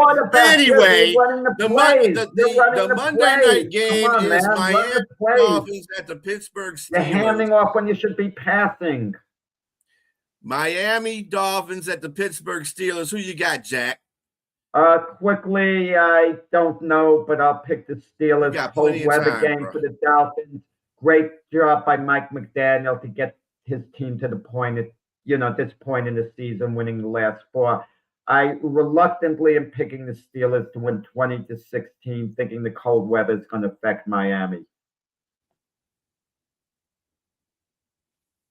I think this is going to be an upset. I think the Dolphins are going to win this game because right now they're 4-1 in the last 5 games, including a 30-13 win against the Bills.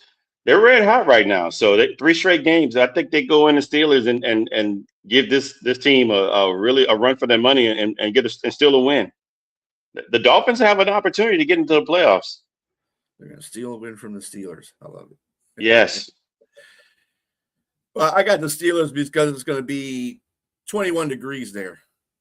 Now, the last game that they played was 40. So, I mean, that's not cold by northern standards, okay? That's a nice warm day. So 21 degrees is a whole lot different. So I that's the only reason why I'm picking the Steelers, because it's going to be a cold day. I just don't see Miami's okay. They're doing very good, but yeah. There's no talk of firing Mike McDaniels now. They played hard for him, and I think it's a lesson for everyone. We don't know what's going on inside the locker room, and we always tend to speculate. And Mike McDaniels apparently never lost the team. I mean, the guys always seem to like him. And we were talking about Cleveland before, Kevin Stefanski. We don't know what's going on inside the locker room. We're really behind the scenes. We speculate that the owner's saying this, and he's deliberately doing that. I think it might come out over time what's going on, but we really don't know in a lot of cases. Yeah, I mean that's what we do on here, is we speculate anyway. Go ahead, James. There is one side note outside of the NFL, the NBA, the play-in. The San Antonio Spurs beat the Oklahoma City Thunder to give them their second loss. Their second loss. So, yeah, we'll see. Yeah, I still think that. I know we're a Sunday football show for now, with the NFL, but we haven't really, and college football. But I can understand, there's a lot going on, in sports, where sometimes it does merit talking a little about it on this show. If there's a mega boxing match, Canelo Alvarez, Terrence Crawford, it's worth a mention. NBA Finals Cup is nonsense. Finals Cup doesn't mean anything, but the NBA Championship would be worth talking about. Thank you, Jack. I appreciate it. Right. On that note, from our producer, Jack Hirsch. Anyway, we are going to bid you adieu. Y'all have a really good rest of your Sunday. Catch Jack and Keith on the Weekend Playbook at 8 a.m. tomorrow, and at 7 o'clock p.m. catch Jack and Frank for Glove Fists. Everybody have a great rest of your day. Peace.